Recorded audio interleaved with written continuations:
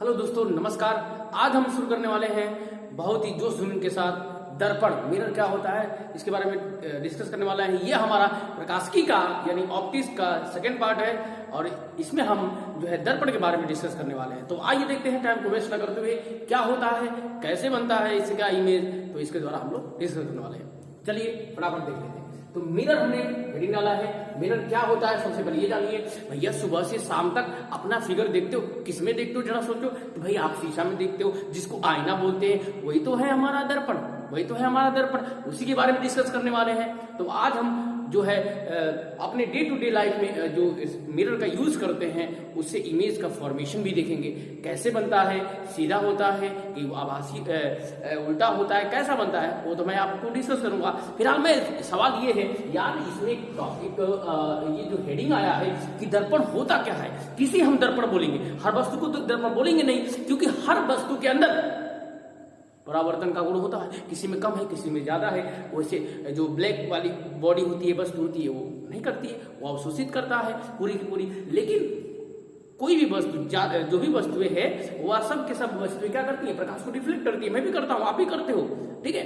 ऐसा होता नहीं तो हम एक दूसरे को हम दिख नहीं पाते, ठीक है ना।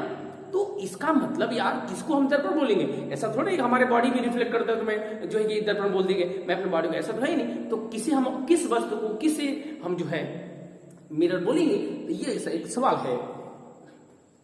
तो देखिए सीधा सी एक बात है, देखिए जो वह वस्तु या वह चीज जो 100%, देखिए 100% बात करा जाता है, लेकिन 100% कोई होता नहीं, आइडियल कोई नहीं होता है, ठीक है। तो ये कह रहा है कि जो क्या करे, 100%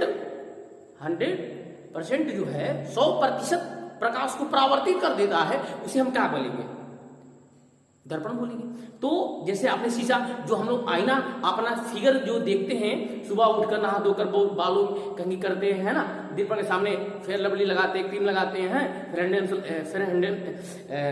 फेयर हैंडसम क्रीम आता है ना, उसको लगाते हैं ना, आप चिकने गोरे दिखते हो ऐसा, ठीक है ना, लगाने के लिए। तो मतलब तरह तरह की क्रीम लगाते हो, ठीक है। तो आप जो है इस तरह का बहुत सारे क्रीम यूज करते होगे, ठीक है। तो हम आ जाते हैं मुद्दे पर। हमारा क्या है कि जिसमें हम देखते हैं, जिसमें हमारा फिगर दिखता है, वह कौन सा मिरर होता है, वह हमारा प्लेन मिरर होता है। तो वह क्या करता है, उसके देखिए उसके पीछे होती है सिल्वर या पारे की कलाई, ठीक है। उसके बाद लाल ऑक्साइड का जो है पेंट कर दिया जाता है, ताकि प्रकाश को आर पार जाने न दे, ज्यादा से ज्यादा रिफ्लेक्ट है। तो वो एक मान लेते हैं कि एक 100% जो हमारा मिरर है वह प्रकाश को क्या कर देता है, रिफ्लेक्ट कर देता है 100%। तो आपने देखा होगा, हम लोग छोटे थे, चाहे छोटे बच्चे हैं, तो मिरर ले लेते हैं, तो जब सूर्य की रोशनी पड़ती है तो उसके सामने करते हैं, उसमें प्रकाश लगाती है, तो दूसरे के ऊपर वो डालते हैं, उनको बहुत मजा आता है ना। आपने भी किया होगा और बच्चे भी करते हैं, देखते हैं आपने देखा होगा। चलिए, नहीं हो तो आप करके देख सकते हैं, ठीक है यार। इसका मतलब कि दर्पण वह युक्ति है, वे वस्तु या कोई भी वस्तु या युक्ति ऐसा कह सकते हैं, या वह वस्तु या युक्ति कह सकते हैं, युक्ति जो 100% प्रकाश को क्या कर दे, 100% प्रकाश को या संपूर्ण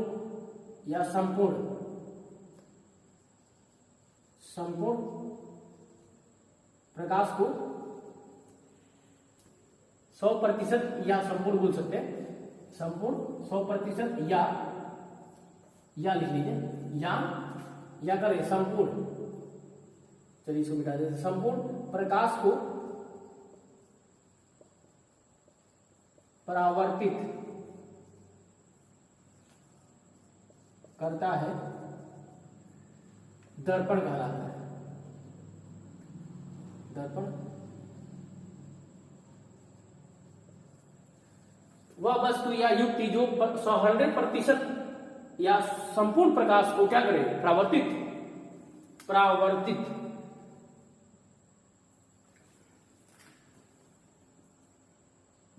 परावर्तित कर देता है, उसे क्या बोलेंगे?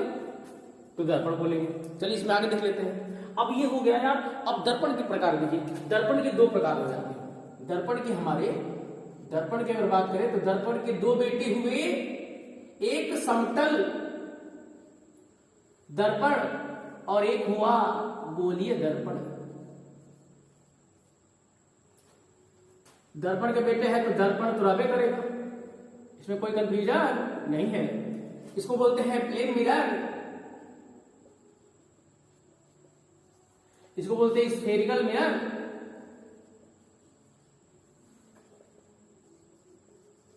ला। ये बेसिक समझना जरूरी है भाई, दोनों का कंपैरिजन होना चाहिए।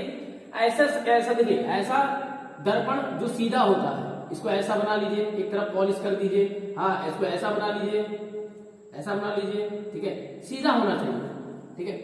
ये भी हो जाएगा एम डैश, इसका नाम दे देते हैं, या M1 M2 नाम दे सकते हैं। समझ आ गया? तो ऐसा दर्पण जो सीधा हो वो समतल दर्पण है, समतल जो एकदम बराबर हो, सीधा हो तो समतल दर्पण हो गया, ठीक है। ये क्या होता है?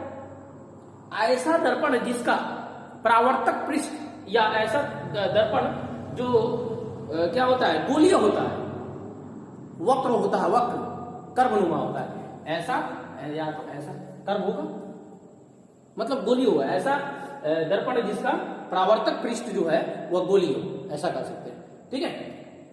तो या कर्व हो, कर्व, ठीक है। तो उसे हम क्या बोलेंगे? गोलीय दर्पण बोलेंगे। इसके विषय में हम लोग डिस्कस करेंगे, डीपली डिस्कस करेंगे। फिलहाल हम बात कर रहे हैं कि इसके, हम लोग अभी प्लेन मिरर के बारे में डिस्कस करेंगे, 1 बाय 1 करके डिस्कस करने वाले हैं। अब इसमें देखिए, इसके भी दो बेटे हुए। इसके कौन कौन बेटे हुए? एक हुआ अवतल, अवतल कनकेव बोलते हैं इसको। हाँ, इंग्लिश भी जानिए, क्योंकि इंग्लिश भी जरूरी है।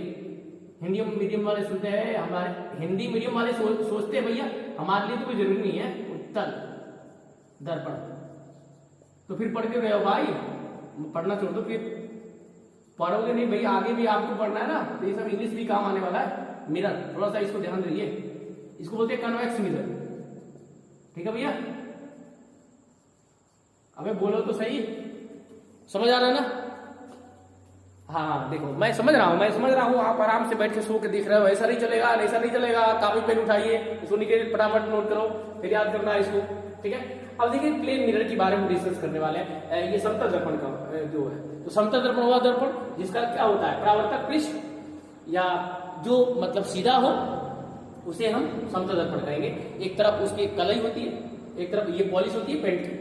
इसके पीछे जो है ना, वो सिल्वर या पारी की जो है कलई चढ़ाया जाता है, उसके ऊपर लाल ऑक्साइड का जो है ना लेप चढ़ा दिया जाता है, पेंट कर दिया जाता है। क्यों किया जाता है?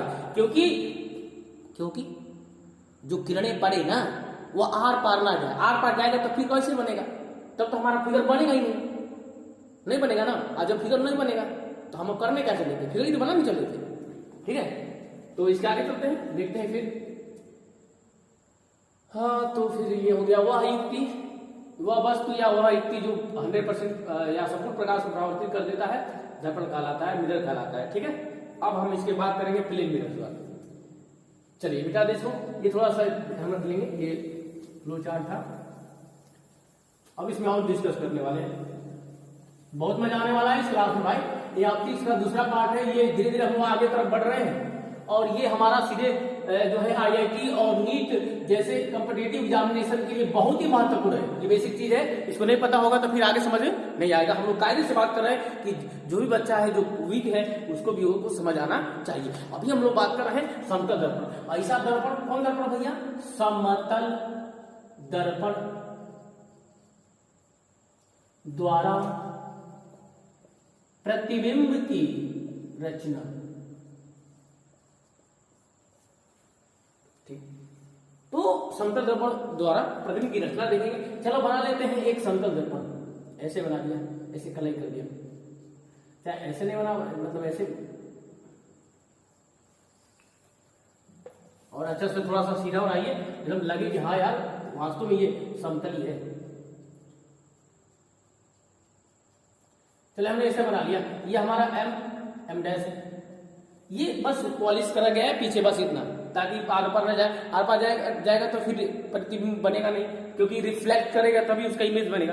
ठीक है, तो हमने सीख लिया है, इसमें कोई कंफ्यूजन नहीं बात होना चाहिए। इसके सामने एक वस्तु ले लिया है जिसको हमने ए बी ले लेते हैं। वस्तु को ए मतलब एरो जैसा दिखाते हैं, एरो मतलब इस तरह का दिखा देंगे। ये वस्तु का दिखाने का एक क्या है, सिंबल समझिए, सिंबल समझ रहे हैं ना, ये वस्तु को दिखाने का, रिप्रेजेंट करने का तरीका है।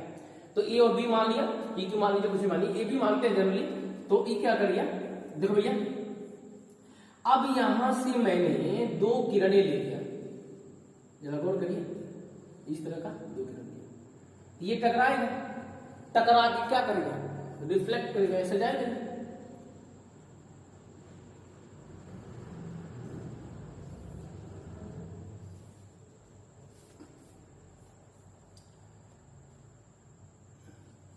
ऐसे टकराया जाएगा। अच्छा एक और बात है, देखिए यहां पे अगर अविलंब खींचे ना तो ये बराबर होगा हमेशा।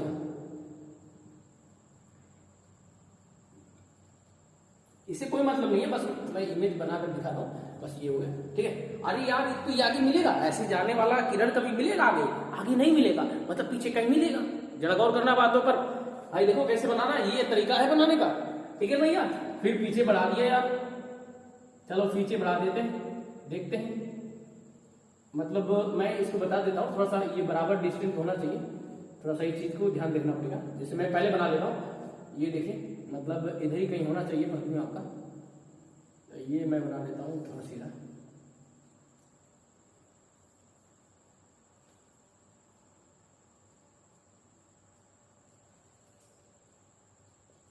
मैंने प्रतिबिंब बना लिया पहले ताकि मिला ले। ठीक है, अब इसमें ये थोड़ा सा गड़बड़ा रहा है, इसको थोड़ा सा और नीचे आना चाहिए।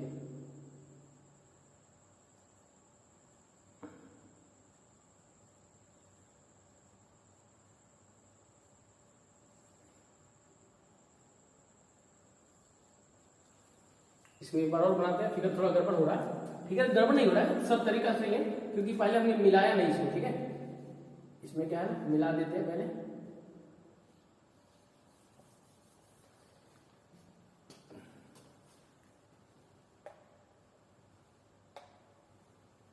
इमेज जैसा बनेगा, ऐसा नहीं, एकदम सीधा बनेगा, इसी के जैसा एकदम। ये थोड़ा सा ऊपर जाएगा। जैसे क्या होता है कि जितनी वस्तु दूरी पे है ना, उतनी उधर भी बनेगा। ये पहले हमने बना दिया इमेज, थोड़ा डॉट डॉट करके बनाइए, आभासी बनता है। ठीक है, समझ आना चाहिए। ठीक है, पहले हम बना ले रहे हैं, क्योंकि रे डायग्राम खींच रहे हैं ना, तो समझ आना चाहिए इस तरह का। रुकिए एक मिनट, एक मिनट, एक मिनट,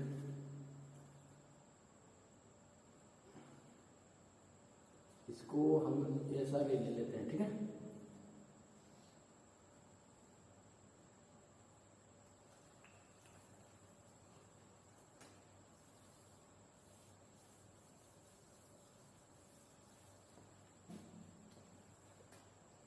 थोड़ा सा रे डायग्राम बनाने में दिक्कत हो जाता है।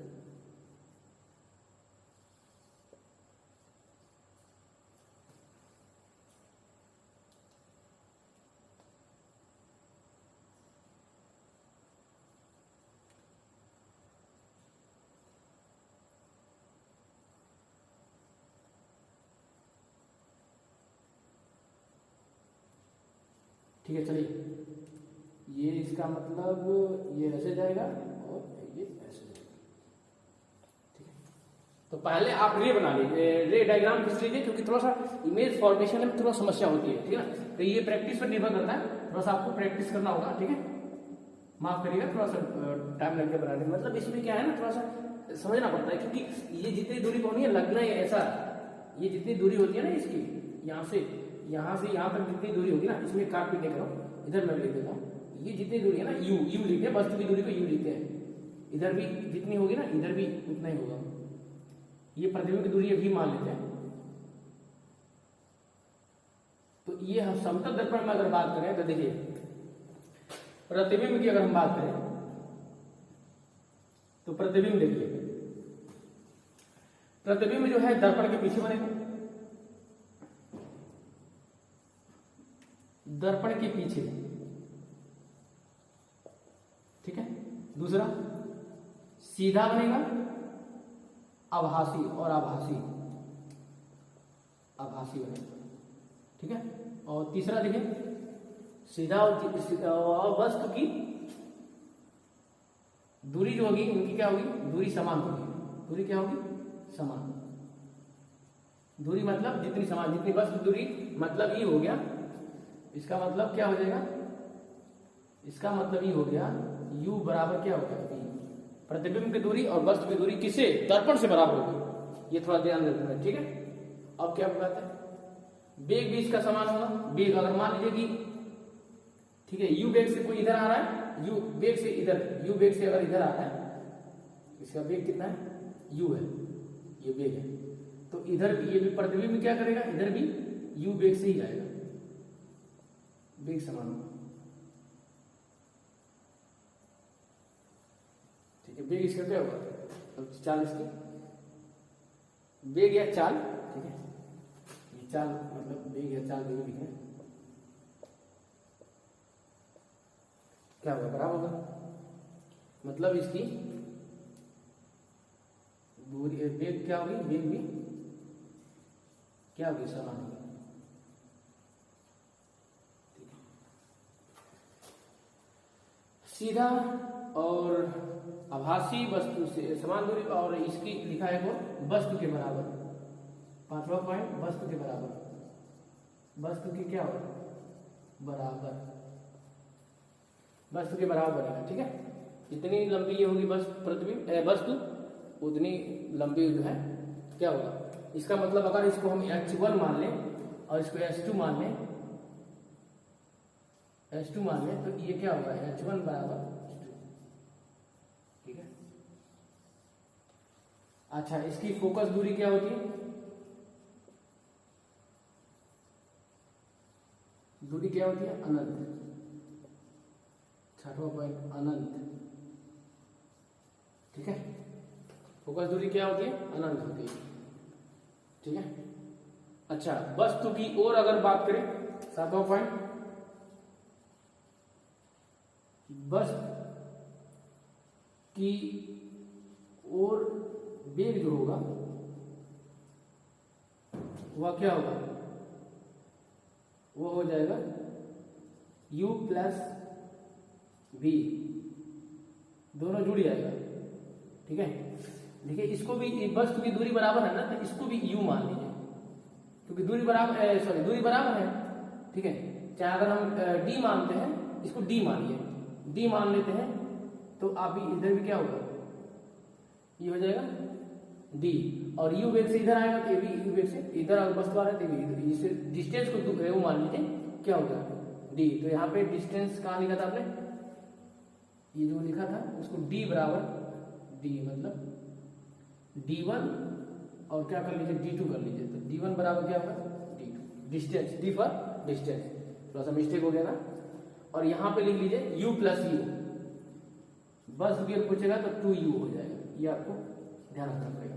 कब वस्तु की ओर वेग पूछेगा तो आई क्या होगा, दर्पण की ओर वेग है, किसका है, वेग समान होगा, ठीक है। जितनी वेग से ये इधर जाएगा उतनी वेग से वस्तु इधर भी आएगा, दर्पण की तरफ, दर्पण की ओर, दर्पण की ओर,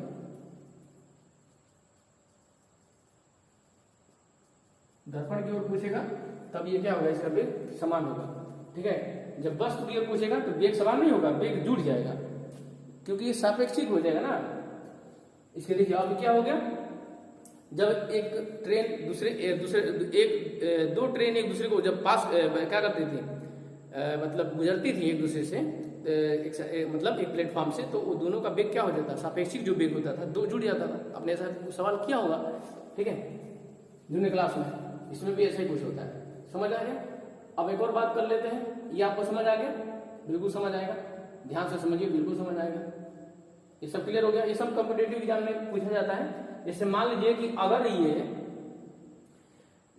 10 मीटर प्रति सेकंड के, मान लीजिए 10 मीटर प्रति सेकंड के वेग से ये क्या कर रहा है, ये जा रहा है इधर, तो ये भी क्या होगा, 10 मीटर प्रति सेकंड की वेग से ही इधर आएगा प्रतिबिंब। मान लीजिए दर्पण के सामने दौड़ रहे हैं 10 मीटर प्रति सेकंड की वेग से, तो प्रतिबिंब में क्या होगा, 10 मीटर प्रति सेकंड के वेग से चलेगा दर्पण की ओर, ठीक है। लेकिन वस्तु की ओर पूछेगा तो झूठ जाएगा, ठीक है। दर्पण की ओर वेग समान होगा, दर्पण की ओर वेग क्या होता है, समान होता है। लेकिन वस्तु की ओर पूछेगा तो वस्तु की ओर पूछेगा, प्रतिबिंब वस्तु की ओर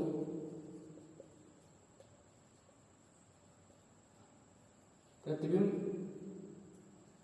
की जो चाल होगी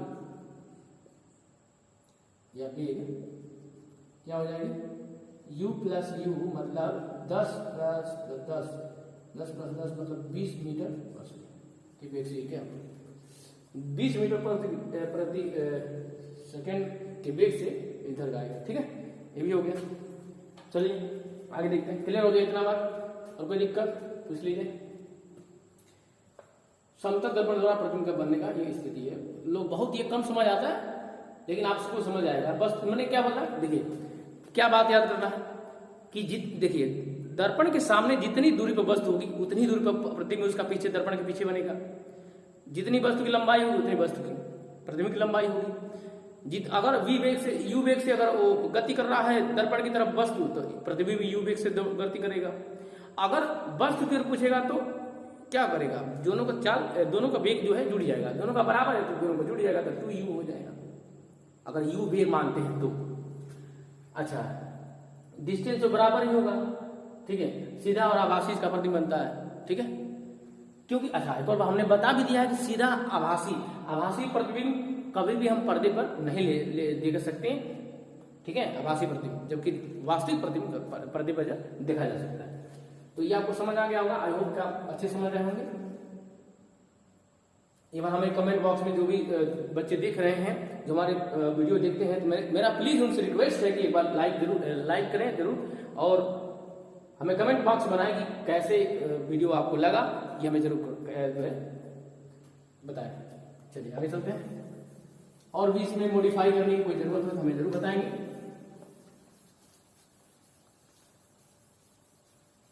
चलिए अब आगे देखते हैं। अब इसमें क्या होता है, दो बातें।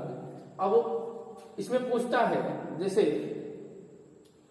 अच्छा एक और बात बताएं, देखिए हमने जो प्रतिबिंब बनाया उसमें 2 किरण लिया था, 2 रे लिया था। आप बहुत सारा अनंत ले सकते हो, क्या ले सकते हो, अनंत सारा ले सकते हो। मैंने 2 लिया, क्योंकि कम से कम 2 प्रतिबिंब बनने के लिए कम से कम 2 किरणों का होना आवश्यक है, क्योंकि 2 किरणें होंगी तभी कहीं ना कहीं एक दूसरे को प्रतिच्छेदित करेंगी या प्रतिच्छेदित करती हुई प्रतीत होंगी।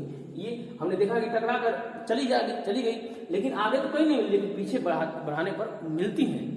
जहां मिलेंगी वहीं उसका इमेज बनेगा और आभासी बनेगा। मिलती हुई प्रतीत होती हैं जब किरणों को, तो वहां पे हमेशा आभासी ही बनता है।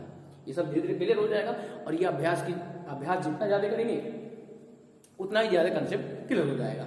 और जितने भी सवाल पूछे जा रहे हैं सब ये जैसे क्या रे डायग्राम के बेस पे ही होता है, फिगर के बेस पे ही होता है, तो आप फिगर को समझने ही फिगर को। अच्छा एक और बात, ये जो फिगर हमने समझा ना, तो इसी तरह का हमारा इमेज हमारे बॉडी का, हम जब अपने आईने में अपने बॉडी का इमेज देखते हैं ना, तो सुबह से शाम तक 10 बार 20 बार 50 बार हो जाता होगा, ठीक है।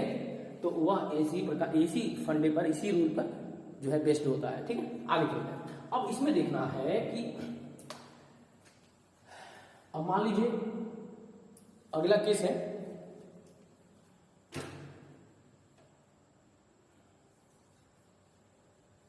अब अगला हम बता रहे हैं पॉइंट कि मान लीजिए दर्पण को ऐसे रख दिया जा रहा है किसी एंगल पर, मान लीजिए थीटा एंगल पर रखा जा रहा है। 2 मिरर को क्या कर दिया गया, किसी कोण पर झुका दिया गया, ठीक है। ये पॉइंट हमारा नोट करिए, बहुत इंपॉर्टेंट पॉइंट है, ये इंपॉर्टेंट, वेरी इंपॉर्टेंट पॉइंट है। इसे कॉम्पिटिटिव एग्जाम में पूछा गया सवाल है, ठीक है, तो इसको ध्यान रखेंगे। अब देखिए मान लेते हैं ये m है, ये mm1 mm2 मान लेते हैं, ये हमारा मिरर है। 2 मिरर को किसी एंगल पर रखा गया, तो देखिए इमेज कैसे बनेगा, प्रतिबिंब होगा, तो प्रतिबिंबों की संख्या होगी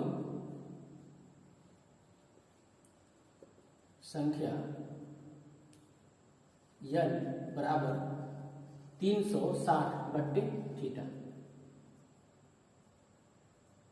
लिख लेंगे ब्रैकेट में, जब n क्या विषम, ठीक है। और सही है। और जैसे कि उदाहरण ले लेते हैं, मान लीजिए विषम हो मतलब जैसे कि विषम आ जाए, जैसे कि मान लीजिए मैं ले रहा हूं, अगर मैं यहाँ पे 30 लेता हूं, 30 तो 0 कट जाएगा और ये आएगा नहीं तो 12 आएगा, ये तो सम हो जाएगा। लेकिन हम 40 लेते हैं, अगर मान लीजिए कि हम थीटा बराबर, यदि उदाहरण ले लेते हैं, थोड़ा सा देख लेते हैं, एक और हम बात करेंगे, इसमें केस 2 होता है। केस क्या होता है, ये केस नंबर फर्स्ट है, अभी केस नंबर सेकंड देखेंगे इसका, ठीक है, अभी देखेंगे। थीटा बराबर मान लेते हैं हम इसको जो है 40 डिग्री। अगर ऐसा हुआ तो n बराबर देखिए 360/40, ये 0 से 0 कट जाएगा, आएगा कितना 36/4, तो 4 9 कितना हो जाएगा 36, 9 ये क्या है 9 एक विषम है, तो ये प्रतिबिंब की संख्या हो जाएगी। अतः प्रतिबिंब की संख्या बराबर 9। तो मतलब अगर दो, जैसे दो मिरर को ऐसे लिखा ना, अगर ये यहाँ पे 40 डिग्री रख दो, 40 डिग्री, तो इसमें जो प्रतिबिंब बनेगा ना 9 प्रतिबिंब दिखेगा। कितना प्रतिबिंब दिखेगा, आपने देखा होगा कि जो सैलून होता है, तो सैलून में जो है कि क्या होता है, कई क्या बोलते हैं, कई फिगर उसमें देखने को मिलता है। ठीक है, मैं थोड़ा दिमाग में एक और चीज चल रहा है, सवाल भी आपको बताना है, कुछ सवाल भी कराना है। ठीक है, तो पहले आप समझ लीजिए, यहाँ पे n क्या होगा, विषम आ गया। n क्या है, एक विषम संख्या है, 9 एक विषम संख्या है, इसलिए क्या होगा 9 हमारा आंसर हो जाएगा। अब यही देखिए अगर एक और दूसरा केस हो जाएगा, केस सेकंड में देखिए, अब केस सेकंड में n बराबर 360 थीटा -1। अब ये देखिए क्या होगा,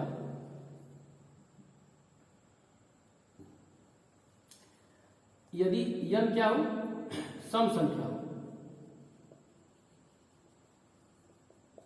ठीक है, जब क्या हो, n क्या हो, सम संख्या हो। जब n सम संख्या होगा तब ये आपको फॉर्मूला लगाना है।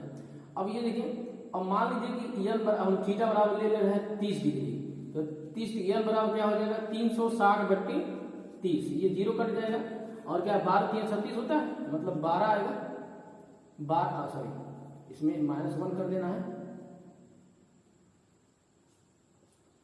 तो यहाँ पे हो जाएगा 12 - 1 12 - 1 करेंगे तो कितना होगा 11 हो जाएगा, ये हमारा हो जाएगा, ये हमारा आंसर हो जाएगा। प्रतिबिंब की संख्या कितनी होगी 11। तो जीत देखिए, अगर थीटा बराबर 30 रख देंगे तो एक सम ये जो आ रहा है क्या हो गया, देखिए थीटा पहले हम निकाल के दिखा दीजिए, देखिए 360 अगर थीटा का मान अगर वो सम आ रहा है, थीटा का मान जो आएगा, तो जैसे मान लीजिए आपने क्या रखा 360/30 रखा, तो ये आया ना 12, एक सम संख्या है, 12 एक क्या सम संख्या है, इसलिए क्या करेगा, जितना आएगा उसमें से एक माइनस कर देंगे और वही हमारा क्या हो जाएगा, आंसर हो जाएगा। इट विल बी और आंसर हो जाएगा। तो ये कई कंपटीशन में पूछा गया, यहाँ तक पॉलिटेक्निक में और भी कई कॉम्पिटिटिव एग्जामिनेशन में पूछा जाता है, ये ध्यान रखेंगे। तो सम होगा तो आप, विषम होगा तो सीधे भाग कर दीजिए थीटा से, जो आएगा वही आंसर होगा। अगर सम हो गया आ रहा है तो उसमें से घटा देंगे बाद में, वही आंसर होगा। ठीक है,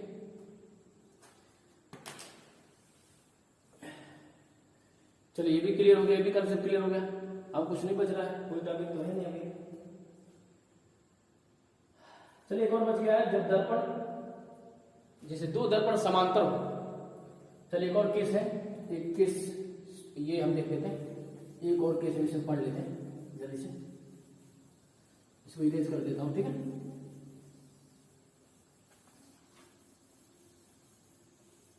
एक और केस देख लीजिए, केस थर्ड देख लीजिए। केस थर्ड में ये कहता है कि जब दर्पण एक दूसरे के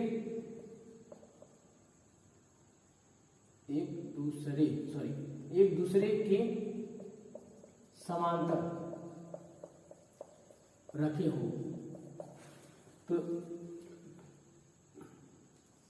अब आप ही बताइए ना, ऐसे दो समांतर रखे जाएगा तो कितना एंगल लगेगा।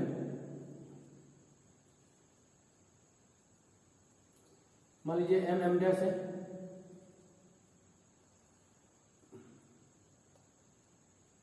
M1 और M2 है। मान लीजिए दो ऐसे मिरर रख दिया गया, मान लेते हैं, तो तो इसमें कौन सा एंगल बनेगा? थीटा आपको क्या लगता है? थीटा बराबर क्या होगा? 0 डिग्री होगा, 0 हो जाएगा। इसमें कोई ठीक एंगल ही बन ही नहीं रहा। जब कोई दो अगर रे हो, ठीक है, और कहीं एक बिंदु पर मिले ही नहीं तो एंगल क्या होगा? 0 ही होगा, समांतर है ना। तो थीटा बराबर 0 हो जाएगा। तो देखिए थीटा अगर 0 हो गया, ठीक है, तो इसके बीच जो एंगल होगा कैसे निकालेंगे? एक फॉर्मूला है, फोकस तो अनंत होता है, ये आपको पता ही है। जो सूत्र है देखिए 1/v प्लस 1/u बराबर 1/f, जो मिरर का सूत्र होता है, इसमें रख देते हैं। f बराबर क्या होगा? अनंत। अनंत का मतलब होता है अनंत, अनंत का मतलब 1/0, ठीक है।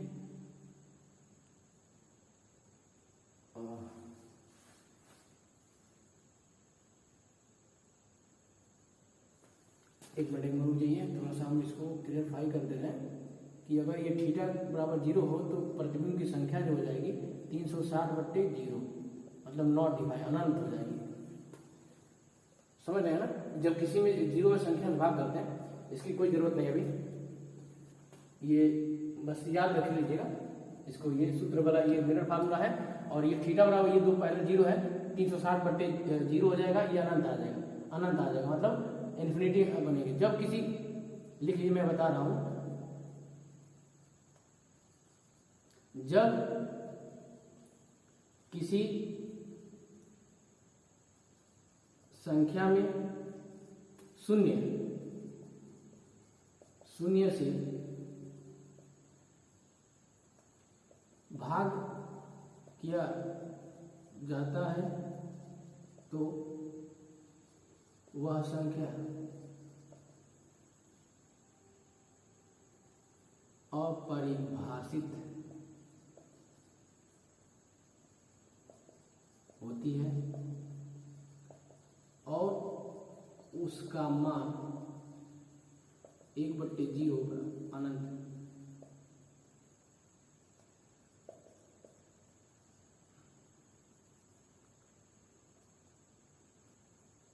अनंत आता है, होता है, अनंत होता है सिर्फ।